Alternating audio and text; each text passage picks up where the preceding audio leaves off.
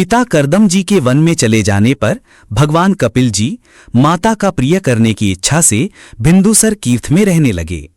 एक दिन तत्वों के पारदर्शी कर्म कलाप से विरक्त भगवान कपिल आसन पर विराजमान थे। उसी समय ब्रह्मा जी के वचनों का स्मरण करते हुए माता देवहूति ने विनम्रतापूर्वक निवेदन किया, इन दुष्ट इंद्रियों की विषय लालसा से मैं अत्यंत ऊब चुकी हूँ।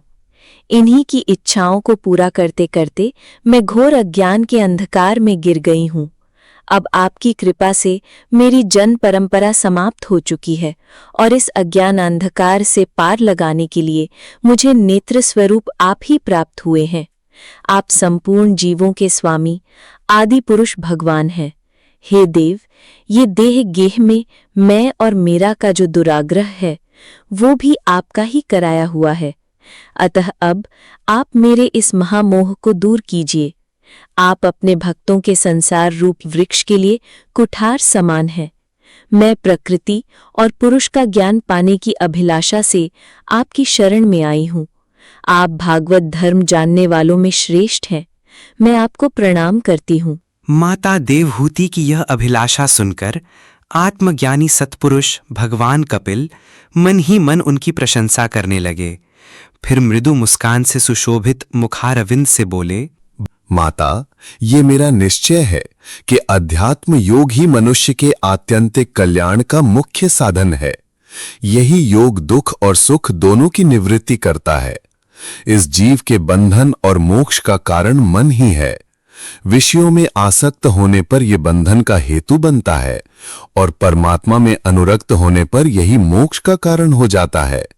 जब मन मैं और मेरेपन से मुक्त होकर शुद्ध हो जाता है तो सुख दुख से छूटकर सम अवस्था को प्राप्त करता है और तब जीव अपने ज्ञान, वैराग्य और भक्ति से प्रकृति से परे अखंड स्वयं प्रकाश आत्मा को देखता है। योगियों के लिए भगवत प्राप्ति का सर्वोत्तम मार्ग केवल भक्ति ही है। संग आसक्ति ही बंधन है, किंतु जब वही संग संतों महापुरुषों के प्रति हो जाता है तो वही मोक्ष का द्वार बन जाता है। जो लोग सहनशील, दयालु, शत्रुभाव से रहित, शांत, सरल और सत्पुरुषों के सम्मान करने वाले होते हैं, जो मुझ में अनन्य प्रेम रखते हैं, मेरे लिए अपने समस्त कर्म और संबंध त्याग देते हैं और केवल मेरी कथाओं का श्रवण कीर्तन करते हैं, ऐसे भक्तों को संसार के ताप कभी कष्ट नहीं पहुंचाते। साध्वी, ऐसे ही संग परित्यागी महापुरुष सच्चे साधु हैं। उनके संग से श्रद्धा, प्रेम और भक्ति क्रमशः विकसित होती है और मेरी लीलाओं का चिंतन करते करते मनुष्य वैराग्य, ज्ञान और योग से परिपक्व होकर अपने ही इस देह में मेरा साक्षात्कार कर लेता है। देवहूति ने पुनः निवेदन किया, भगवान, आपकी समुचित भक्ति का स्वरूप क्या है और मेरी जैसी अबलाओं के लिए कैसी भक्ति ठीक है जिससे मैं सहज ही आपके निर्वाण पद को प्राप्त कर सकूं? कृपा करके मुझे ये योग विस्तार से समझाइए। तब भगवान कपिल जी ने प्रकृति और पुरुष का निरूपण करते हुए भक्ति के स्वरूप का वर्णन किया। माता, जब चित्त एकमात्र भगवान में लग जाता है तब इंद्रियों की जो स्वाभाविक प्रवृत्ति भगवान की ओर हो जाती है वही अहेतु की भक्ति है। ये भक्ति मुक्ति से भी बढ़कर है। जैसे अग्नि अन्न को जला देती है, वैसे ही ये भक्ति कर्म संस्कारों के भंडार को भस्म कर देती है। मेरे चरणों में प्रीति रखने वाले, मेरी प्रसन्नता के लिए कार्य करने वाले और मेरे पराक्रमों का प्रेम पूर्वक कीर्तन करने वाले भक्त सायुज्य मोक्ष की भी इच्छा नहीं करते।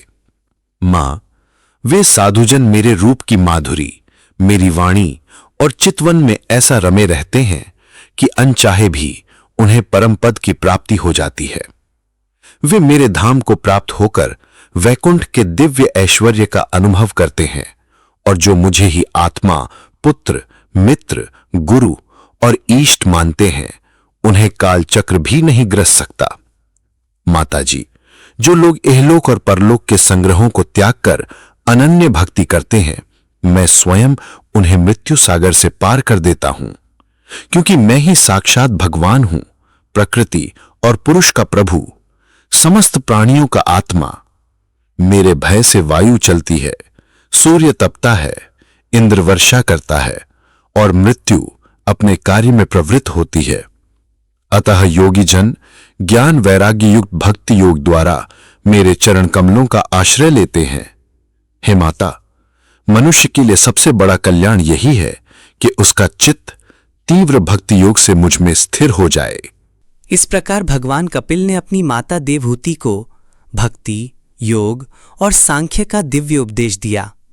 ये उपदेश आज भी समस्त जीवों के लिए मोक्ष मार्ग का उज्जवल दीपक है।